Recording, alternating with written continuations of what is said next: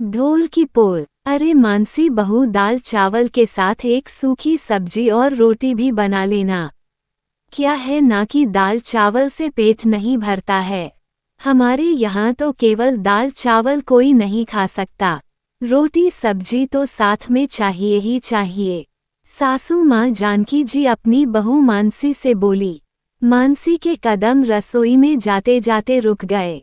अभी थोड़ी देर पहले भावेश ने कहा था कि इस घर में दाल चावल के साथ तो कोई रोटी सब्जी खाता ही नहीं है, तो सिर्फ दाल चावल बना लो, ताकि तुम्हें भी गर्मी से निजात मिल जाएगी और तुम्हारा काम भी जल्दी हो जाएगा। पर अब सासू माँ ये सब कह रही है, अब सासू माँ के खिलाफ कैसे जाएं? उन्होंने कह दिया तो बात तो माननी ही पड़ेगी। आखिर मानसी रसोई में गई और एक गैस पर दाल चढ़ा दी और दूसरे पर चावल और भिंडी लेकर उसे धोकर काटने लगी। तभी सासू माँ रसोई में आई और बोली, बहू सब्जी बनने के बाद में तुम गर्मा गरम रोटी ही परोस देना। यहाँ पर सबको गरम गरम रोटी खाने की आदत है, बिल्कुल गैस से उतरती हुई। ये सुनकर एक पल के लिए तो मानसी उनकी शक्ल देखती रह गई। वो तो अपनी बात कह कर चली गई, पर मानसी को याद आया कि भावेश ने तो कहा था कि मम्मी रोटी सेक कर रख देती थी और फिर पूरा परिवार एक साथ बैठकर खाता था, ताकि सब एक दूसरे के साथ समय बिता सके और मम्मी भी सबके साथ मिलकर खाना खा सके। फिर जब सब मिलकर साथ में खाना खा रहे हैं तो गैस से उतरती हुई रोटी कौन बनाता था? लेकिन अब सासू माँ नए नए नियम बता रही है। एक भी नियम उन बातों से मैच ही नहीं कर रहे जो भावेश ने उसे बताए थे। मानसी और भावेश की अभी 1 महीने पहले ही हुई थी।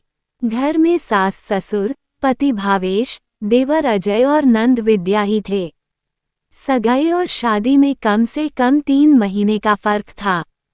लेकिन इन 3 महीनों में जितनी भी उसकी भावेश के साथ बात हुई, उसमें भावेश के बताए हुए नियमों से तो इस घर के नियम मैच ही नहीं कर रहे थे। मतलब या तो भावेश सिर्फ अपने घर के बारे में लंबी लंबी फेंक रहा था या फिर जानकी जी ने उसके आने के बाद नियम बदल दिए। जैसा कि भावेश ने बताया था कि सुबह सब लोग 6 बजे तक उठते थे और बाहर हॉल में आकर ही एक साथ बैठकर चाय पीते थे।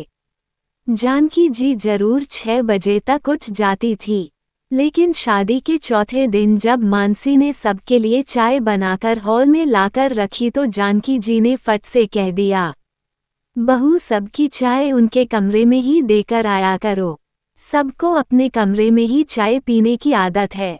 आज पहला दिन है इसलिए कोई बात नहीं, पर अब आगे से सबकी चाय उनके कमरे में ही दे देना।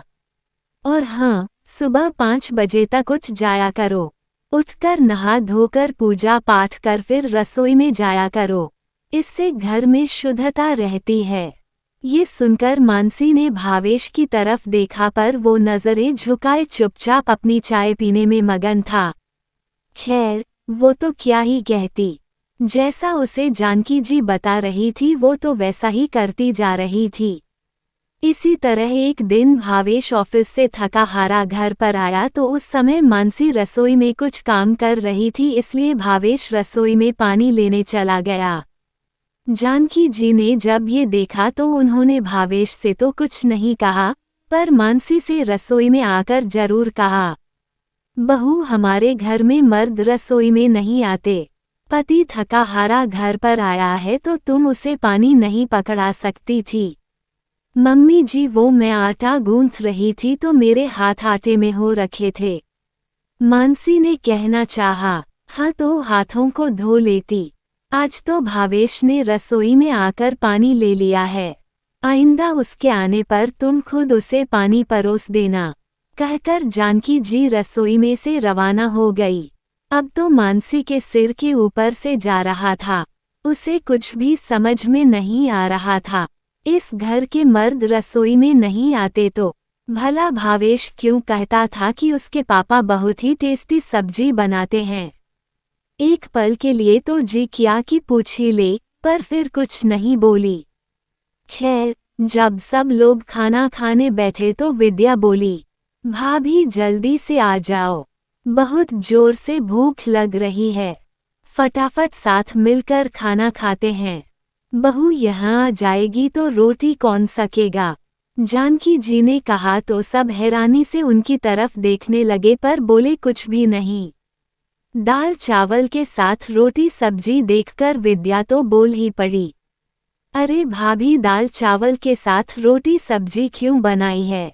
हम तो नहीं खाते। विद्या के बोलते ही जानकी जी ने उसे घूर कर देखा।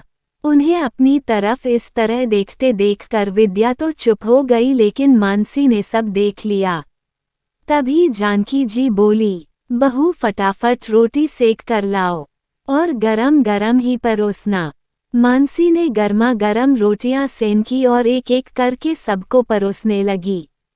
लेकिन उसने नोटिस किया कि सब मन मार के ही रोटी खा रहे हैं, क्योंकि भावेश के अनुसार सबको दाल चावल ही पसंद है।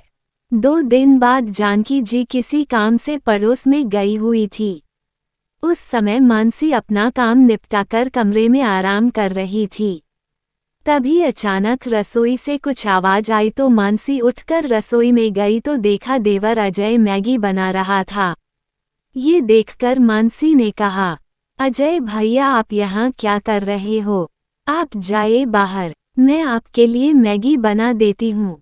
अरे भाभी पहली बार थोड़ी ना बना रहा हूँ, आप भी मेरे हाथ की मैगी खाकर देखना, मैं बहुत ही अच्छी मैगी बनाता हूँ।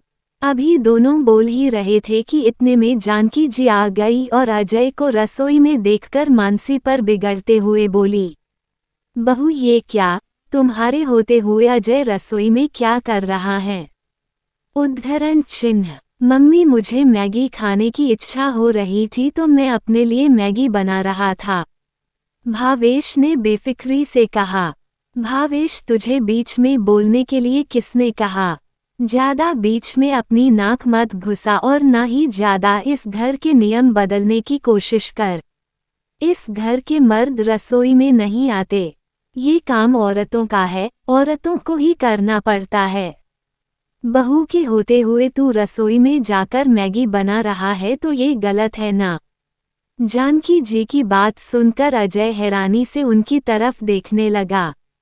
उसे अपनी तरफ ऐसे देखते देखकर जानकी जी ने कहा, तू तो ऐसे देख रहा है जैसे मैंने कोई बड़ा बम फोड़ दिया हो। चल निकल यहाँ से, अभी बहू मैगी प्लेट में डालकर दे देगी। मम्मी ये नियम कब बना अपने घर में? भाई की शादी से पहले तक तो नहीं था, तब तो कई बार मैं और भैया आपके साथ रसोई का काम भी करवा देते थे, तब तो आपने ये नियम नहीं बताया हमें। अचानक अजय ने कहा। उसकी बात सुनकर जानकी जी झेप गई। उन्हें अजय से इस जवाब की उम्मीद नहीं थी। तभी उन्होंने देखा कि मानसी भी उन्हीं की तरफ देख रही है। उनसे कुछ कहते ही नहीं बन रहा था, ऐसा लग रहा था जैसे उनकी पोल खुल गई हो। लेकिन तभी ससुर जी बोल पड़े, अरे बेटा तुझे पता नहीं है क्या, कुछ नियम तो बहू के आने के बाद बदल जाते हैं। तेरी मम्मी के नए नए नियमों की लिस्ट सुनकर तो ऐसा लग रहा है जैसे हम अपने ही घर में मेहमान हैं। न ही हम सुबह की चाय साथ पी पा रहे हैं और न ही अपनी मर्जी से कुछ खा पा रहे हैं। रसोई में जाकर पानी पीने के लिए भी 10 बार सोचना पड़ता है, क्योंकि तुम्हारी मम्मी के अनुसार पानी का गिलास भी बहू लाकर देगी। अब तुम्हारी मम्मी सास बन गई है तो कुछ नियम नए भी आएंगे और कुछ नियम बदल भी जाएंगे। उनकी बात सुनकर जानकी जी तुनकते हुए बोली, सब कुछ तो तुम्हें बैठे बिठाए मिल रहा है, फिर क्या समस्या है? बहू का काम सेवा करने का है और वो कर रही है तो बेवजह की बातें क्यों सुना रहे हो? अरे जब हाथ पैर चल रहे हैं तो सेवा क्यों करवाना? इस तरह बैठे बैठे सब कुछ हाथ में मिलता रहा तो एक दिन हाथ पैर काम करना ही बंद कर देंगे। सेवा तो तब करवाओ जब सेवा की जरूरत हो, यूं बेवजह सेवा के नाम पर किसी को परेशान तो मत करो, चाहे वो घर की बहू ही क्यों ना हो। और मम्मी हमें हमारे अनुसार रहने दो। हम घर में रह रहे हैं, कोई होटल में नहीं, जहां एक ऑर्डर देने पर सब कुछ आपके हाथों में मिल जाएगा। विद्या भी बोली। आखिर अपने पति और बेटी की बात सुनकर जानकी जी चुप हो गई।